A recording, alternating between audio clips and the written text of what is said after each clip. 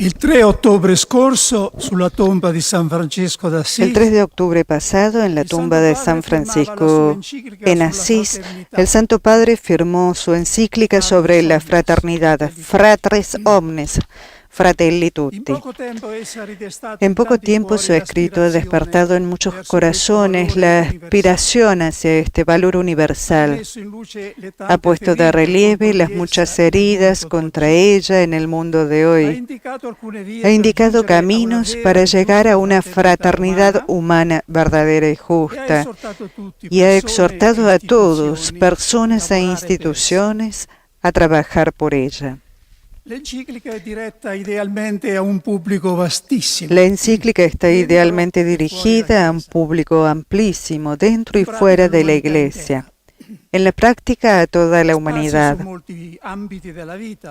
Abarca muchas áreas de la vida, desde lo privado a lo público, desde lo religioso a lo social y a lo político. Dado su horizonte universal, con razón evita restringir el discurso a lo que es propio y exclusivo de los cristianos.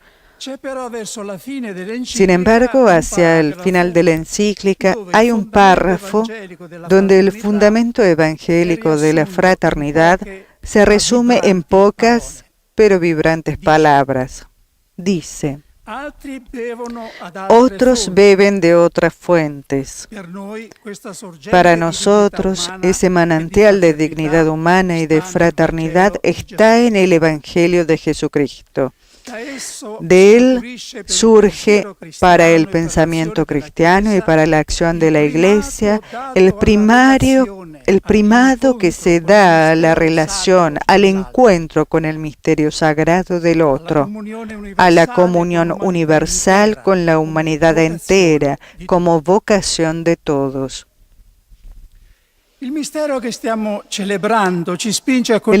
de la cruz que estamos celebrando nos obliga a centrarnos precisamente en este fundamento cristológico de la fraternidad, que fue inaugurado precisamente en la muerte de Cristo. En el Nuevo Testamento, hermano significa en el sentido primordial la persona nacida del mismo padre y de la madre. Se denomina hermanos en segundo lugar a los miembros del mismo pueblo y nación. Así Pablo dice que está dispuesto a convertirse en anatema, separado de Cristo en beneficio de sus hermanos según la carne, que son los israelitas.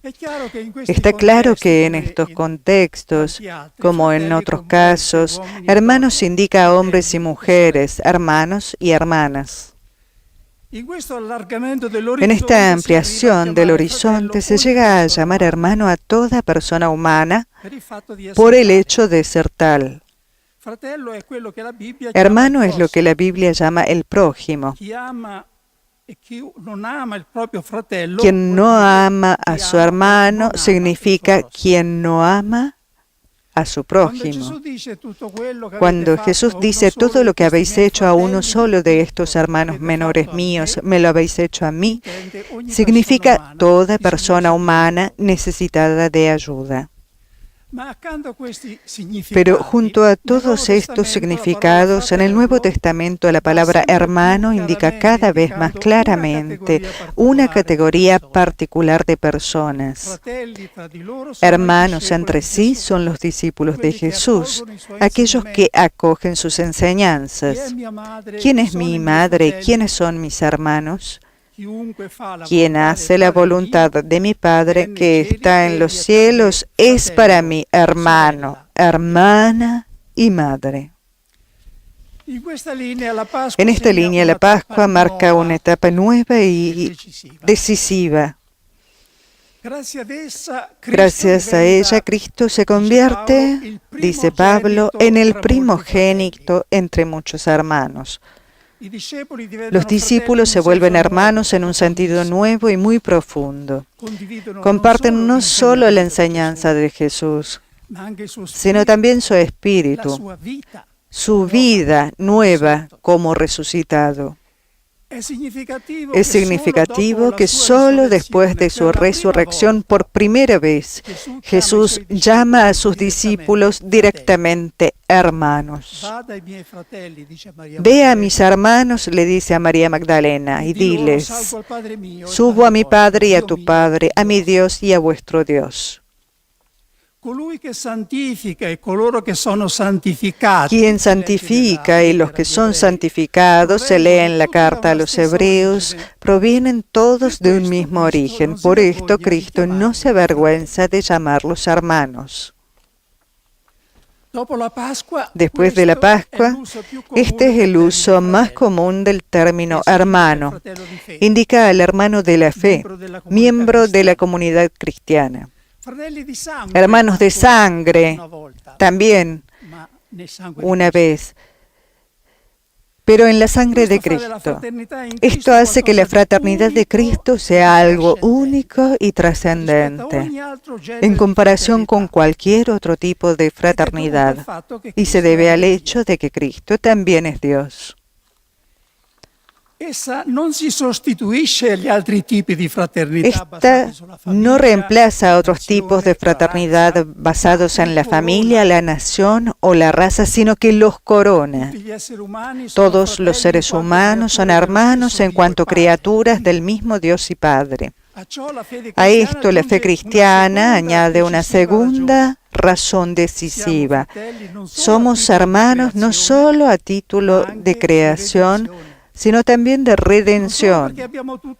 No solo porque todos tenemos el mismo Padre, sino porque todos tenemos al mismo hermano, Cristo, primogénito, entre muchos hermanos.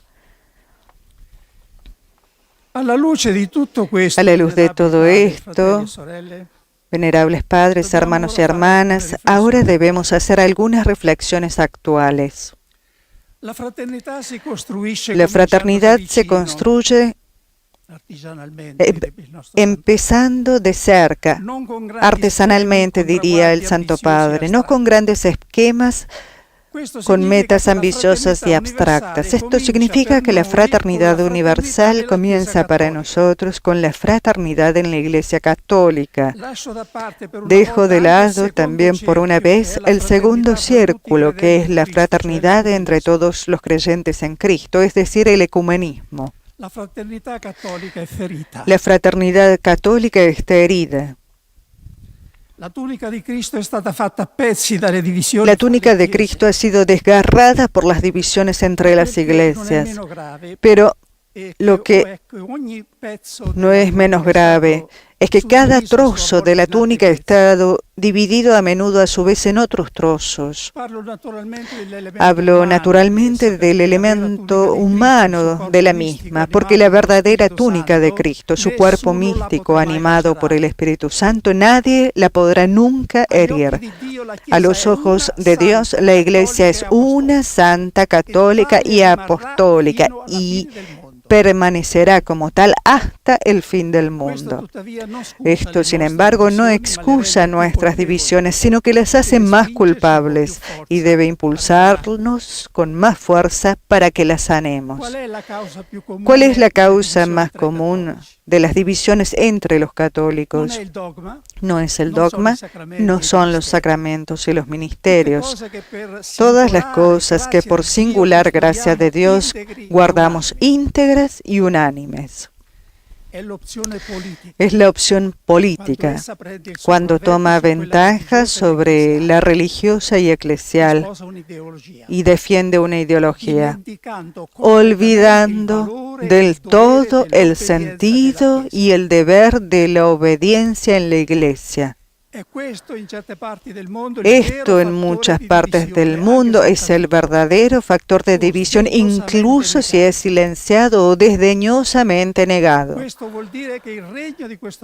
Esto quiere decir que el reino de este mundo se ha vuelto más importante en el propio corazón que el reino de Dios. Creo que todos estamos llamados a hacer sobre ello un serio examen de conciencia y a convertirnos. Esta es por excelencia la obra de aquel cuyo nombre es Diabolos, es decir, el divisor, el enemigo que siembra cizaña, como Jesús lo define en su parábola. Debemos aprender del Evangelio y del ejemplo de Jesús. En torno a él había una fuerte polarización política. Había 4 partidos: los fariseos, los saduceos, los herodianos y los celotas. Jesús no se alineó con ninguno de ellos y resistió enérgicamente al intento de arrastrarlo a un lado o al otro. La primitiva comunidad cristiana lo siguió fielmente en esta elección. Este es un ejemplo especialmente para los pastores, que deben ser pastores de todo el rebaño, no solo de una parte de él. Por eso son los primeros en tener que hacer un examen serio de conciencia y preguntarse a dónde están llevando su rebaño, si a su lado o al lado de Jesús. El Concilio Vaticano II confía en particular a los laicos la tarea de poner en práctica en las diversas situaciones históricas las enseñanzas sociales, económicas y políticas del Evangelio, porque las hay, en elecciones políticas incluso diferentes, cuando sean respetuosas con los demás y pacíficas. Si hay un carisma especial o un don que la Iglesia Católica está llamada a cultivar para todas las iglesias, es precisamente la unidad. El reciente viaje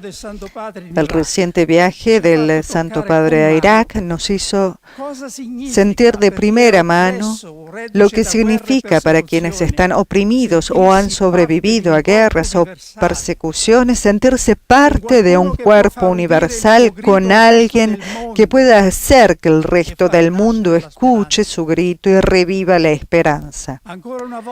Una vez más, se ha cumplido el mandato de Cristo a Pedro: confirma a tus hermanos. A aquel que murió en la cruz para reunir a los hijos de Dios dispersos, elevamos en este día, con corazón contrito y espíritu humillado, la oración que la Iglesia le dirige en cada misa antes de la comunión. Señor Jesucristo, que dijiste a tus apóstoles: la paz os dejo, mi paz os doy. No mires nuestros pecados, sino la fe de tu Iglesia. Y conforme a tu palabra, concédele la paz y la unidad, tú que vives y reinas por los siglos de los siglos. Amén.